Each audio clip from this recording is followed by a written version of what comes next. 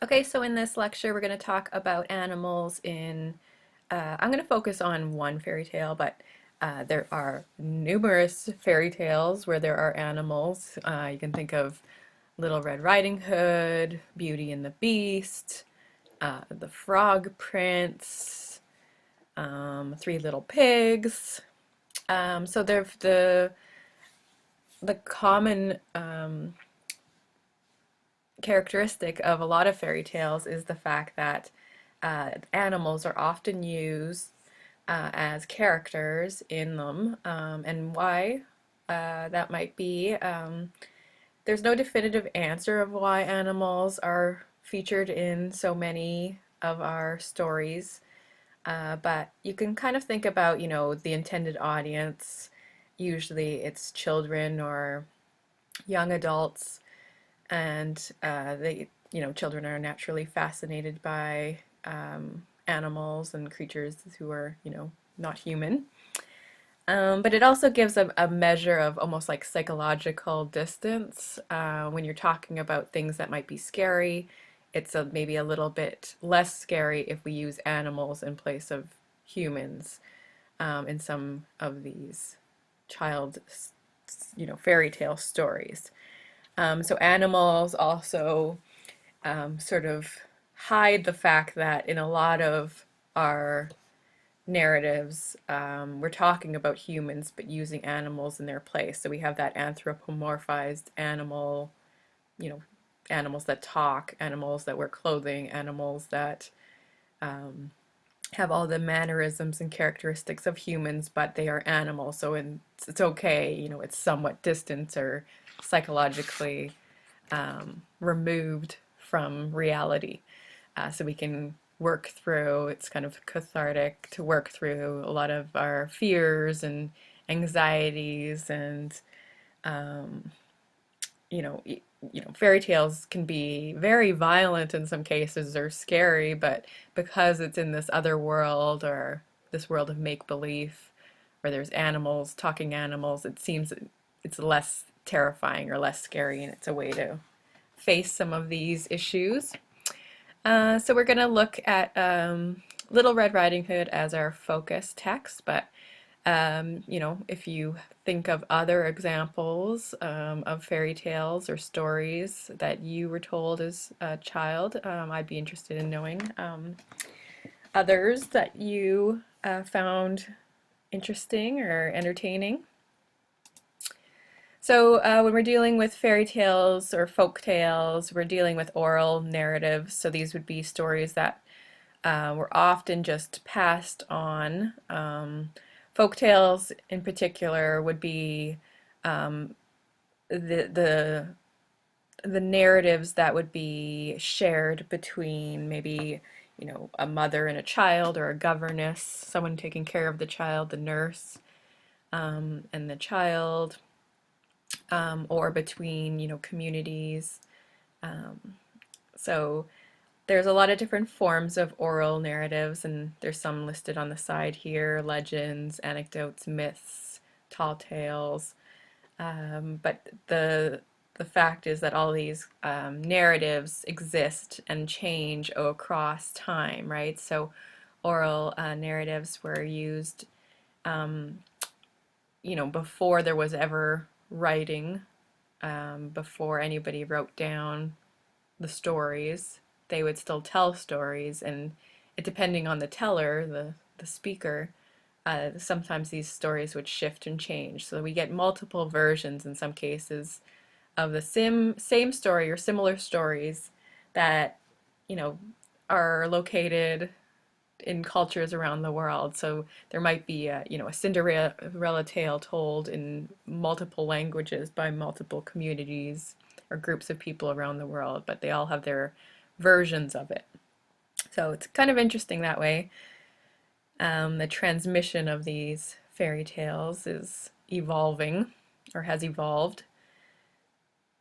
And storytellers are a way to sort of, you think about the storytellers of a community and how important their role is as well. So they represent the quality, the values of their culture, the what fairy tales are all about, are sort of communicating the culture and values of that time and place.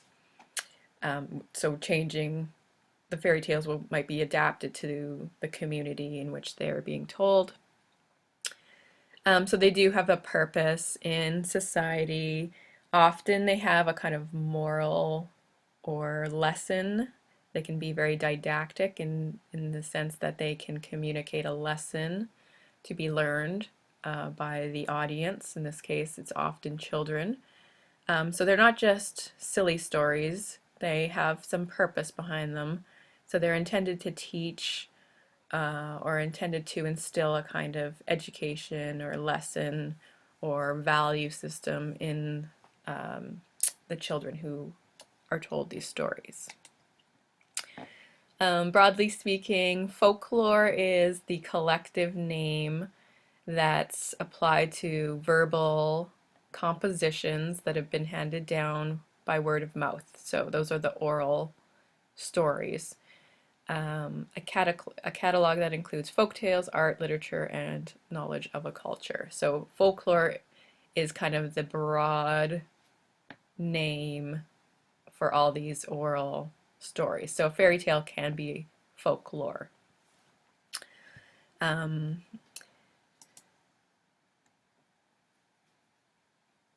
So yeah, folklore again is a name for a story from a culture which has been passed down for generations, often through oral storytelling. So that's just another way of saying it. But yeah, these are stories that have been passed down through generations.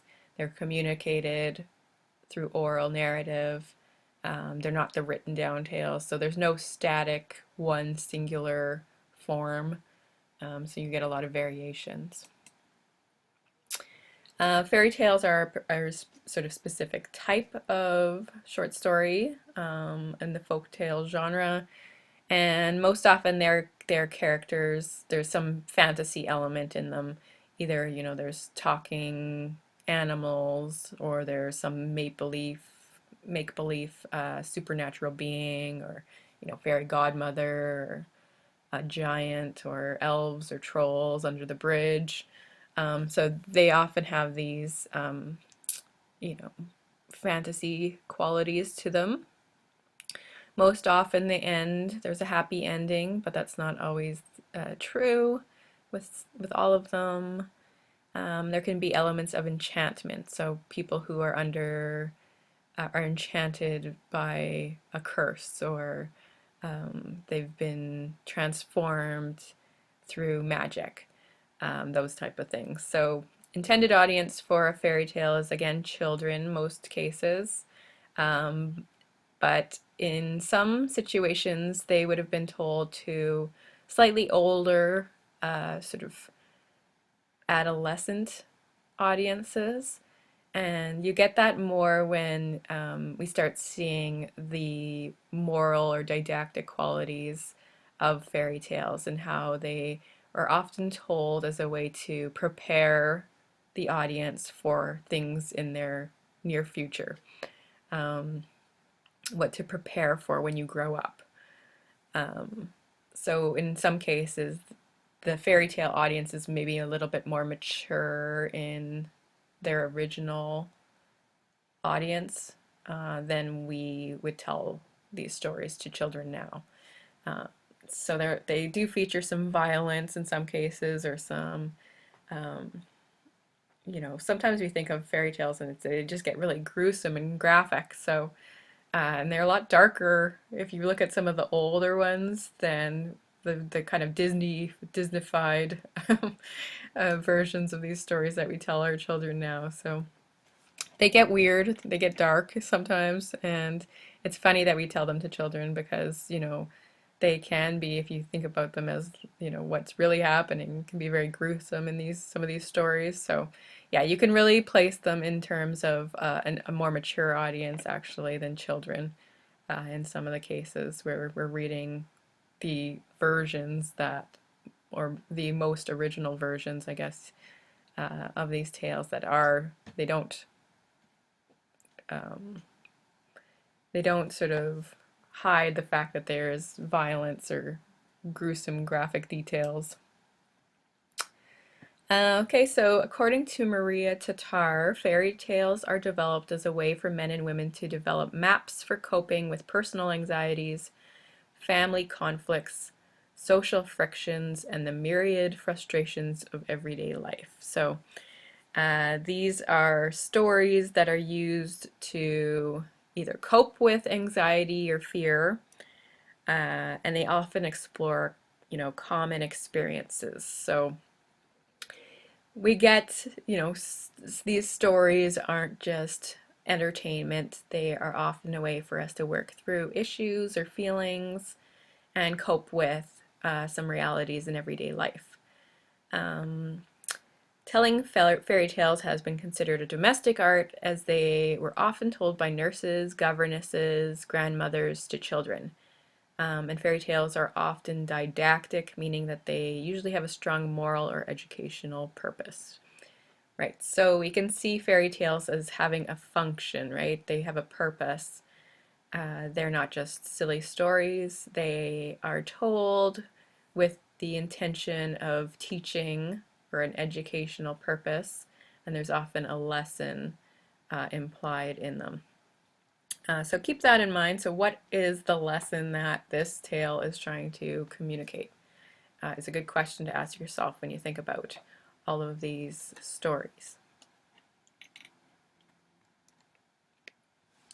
We're going to look at Little Red Riding Hood by Charles Perrault.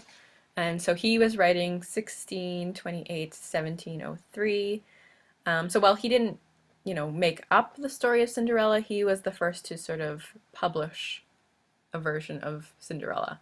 And he was just one of many people who can be credited with putting that, or Cinderella or Little Red Riding Hood, putting that tale down on paper.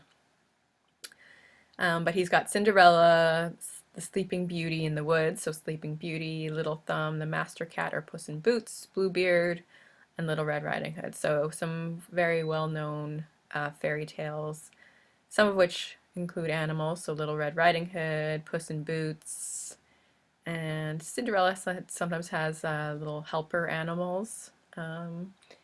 So we can see how animals play a role in some of these narratives. So let's take a look at Charles Perrault's Little Red Riding Hood. Okay, so I'm just going to read Little Red Riding Hood. It's not that long, but we'll put the text up on the homepage. So this is Charles Perrault's version, and you can compare it to the version that you have in your mind. It's going to be a little bit different than the most. So it's going to be a little darker than maybe the version that you are most familiar with. Okay, so Little Red Riding Hood by Charles Perrault. Once upon a time there lived in a certain village a little country girl, the prettiest creature who was ever seen. Her mother was excessively fond of her, and her grandmother doted on her still more. This good woman had a little Red Riding Hood made for her. It suited the girl so extremely well that everyone called her Little Red Riding Hood. One day her mother, having made some cakes, said to her, "Go, my dear, and see how your grandmother is doing, for I hear she has been very ill. Take her a cake and this little pot of butter." Little Red Riding Hood set out immediately to go to her grandmother, who lived in another village. As she was going through the wood, she met with a wolf, who had a very great mind to eat her up, but he dared not because of some woodcutters working nearby in the forest. He asked her where she was going. The poor child, who did not know that it was dangerous to stay and talk to a wolf, said to him, "I am going to see my grandmother and carry her a cake and a little pot of butter for my mother." "Does she live far off?" said the wolf. "Oh, I say," answered Little Red Riding Hood, It is beyond the mill you see there, at the first house in the village." "Well," said the wolf, "I'll go and see her too. I'll go this way, and go you that, and we shall see who will be there first." The wolf ran as fast as he could, taking the shortest path, and the little girl took a roundabout way, entertaining herself by gathering nuts, running after butterflies, and gathering bouquets of little flowers. It was not long before the wolf arrived at the old woman's house. He knocked at the door. Tap, tap. "Who's there?" Your grandchild, Little Red Riding Hood, replied the wolf, counterfeiting her voice, who has brought you a cake and a little pot of butter sent you by mother. The good grandmother, who was in bed because she was somewhat ill, cried out, Pull the bobbin and the latch will go up. The wolf pulled the bobbin and the door opened, and then he immediately fell upon the good woman and ate her up in a moment, for it had been more than 3 days since he had eaten. He then shut the door and got into grandmother's bed, expecting Little Red Riding Hood, who came some time afterwards and knocked at the door. Tap, tap. Who's there? Little Red Riding Hood, hearing the big voice of the wolf, was at first afraid, but believing her grandmother had a cold and was hoarse, answered, It is your grandchild, Little Red Riding Hood, who has brought you a cake and a little pot of butter mother sends you. The wolf cried out to her, softening his voice as much as he could. Pull the bobbin and the latch will go up. Little Red Riding Hood pulled the bobbin and the door opened. The wolf, seeing her come in, said to her, hiding himself under the bedclothes, Put the cake and the little pot of butter upon the stool, and come get into bed with me. Little Red Riding Hood took off her clothes and got into bed. She was greatly amazed to see how her grandmother looked in her nightclothes, and said to her, Grandmother, what big arms you have! All the better to hug you with, my dear. Grandmother, what big legs you have! All the better to run with, my child. Grandmother, what big ears you have! All the better to hear with, my child. Grandmother, what big eyes you have! All the better to see you with, my child. Grandmother, what big teeth you have got! All the better to eat you up with. And saying these words, this wicked wolf fell upon Little Red Riding Hood and ate her all up. Moral: Children, especially attractive, well-bred young ladies, should never talk to strangers, for if they should do so, they may well provide dinner for a wolf. I say wolf, but there are various kinds of wolves.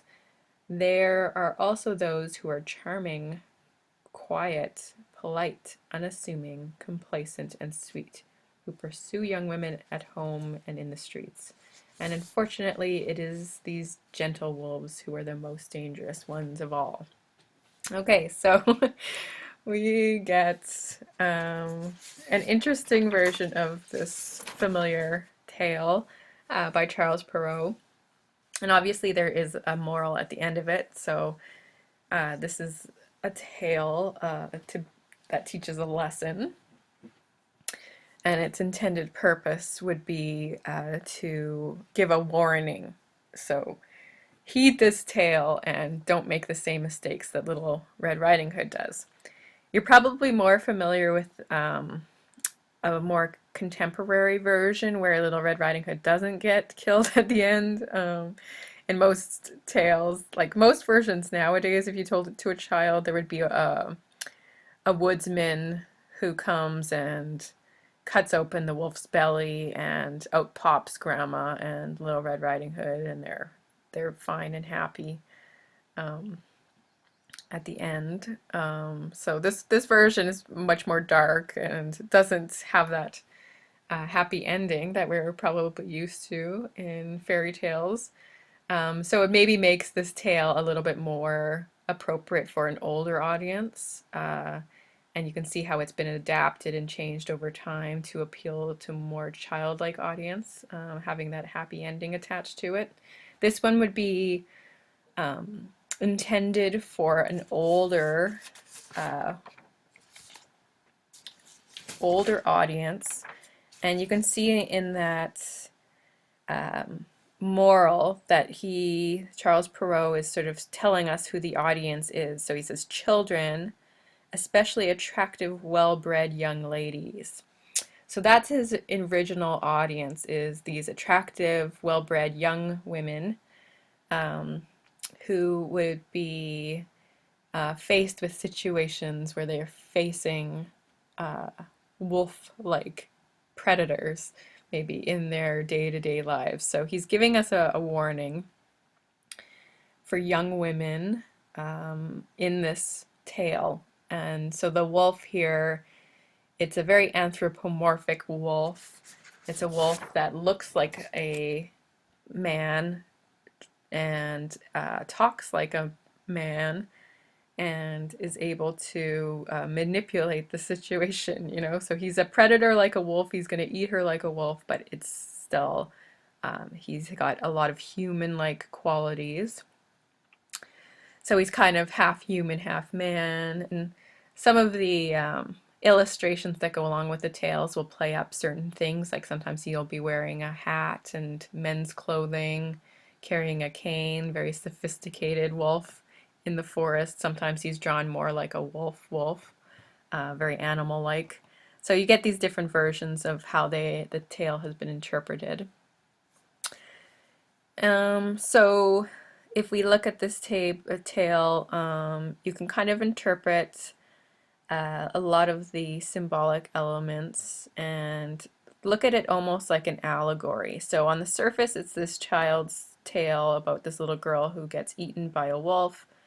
That's the literal layer. But if you look deeper into like the real life implications or the allegorical, metaphorical levels of a tale like this one, you get a lot more out of the story.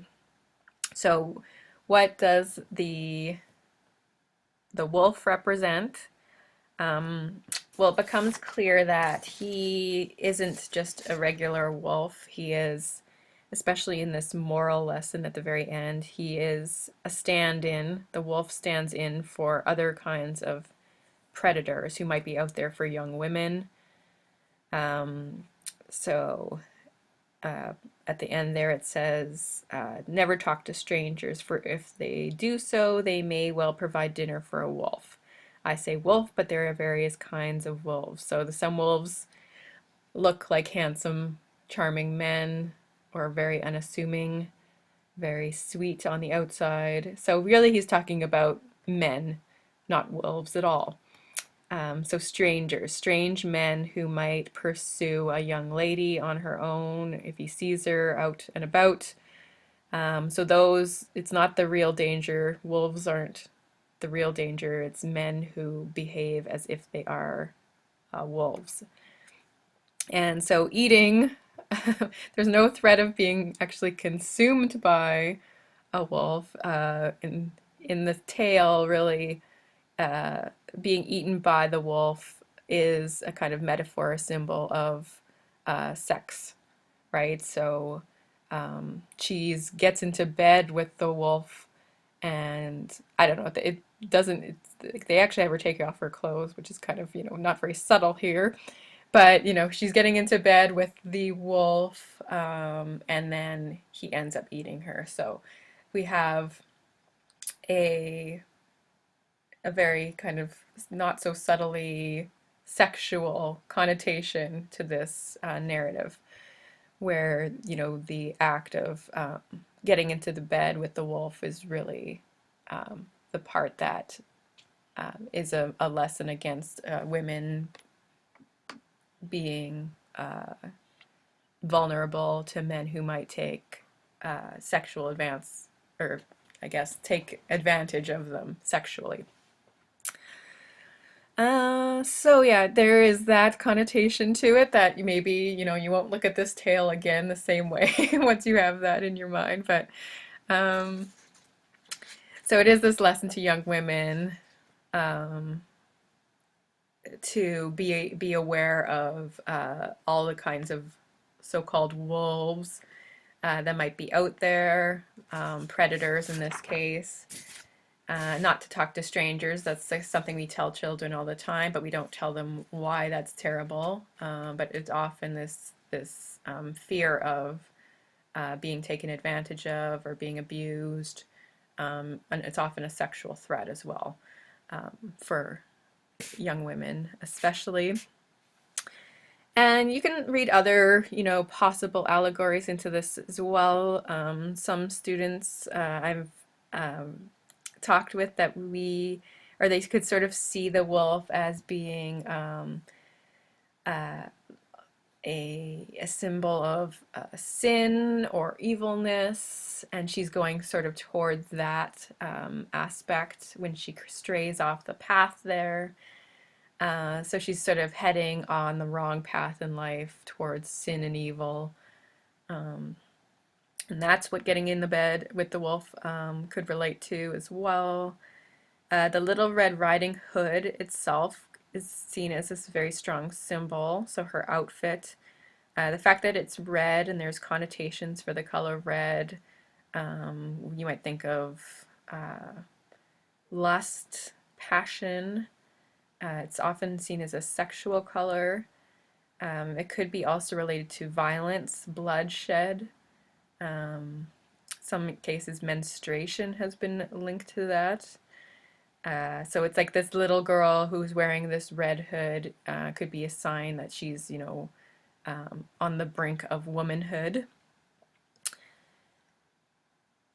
So that in itself could be a symbolic element. Um, yeah, so you can read a lot into these simple tales. So they're simple on the surface, but once you get into them, there is a lot more going on in terms of the lessons that are embedded in them, the cultural values and norms that are trying to be uh, conveyed to the audience. You could even interpret this sort of from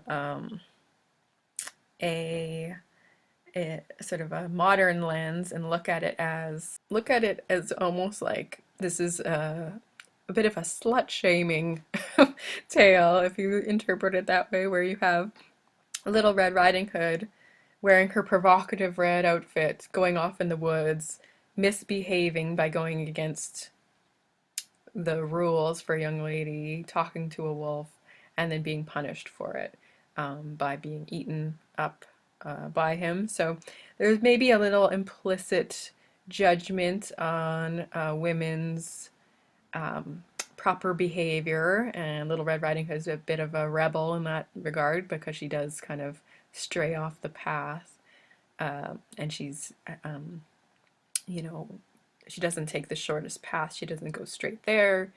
She dilly-dallies and talks to strangers and that kind of thing. So there's a bit of a punishment for that kind of behavior in a young lady. So that's also implied. So you can sort of see how the norms, gender norms, are also embedded in a tale like this one. So teaching young girls to follow the rules, to not talk to strangers, and to behave properly, I guess, would be another implicit rule or lesson. So it's a lot more, in-depth or interesting when you take it apart this way. But yeah, if you have any other interpretations or you want to make sense of other details in it, I'd be interested in reading some of your interpretations.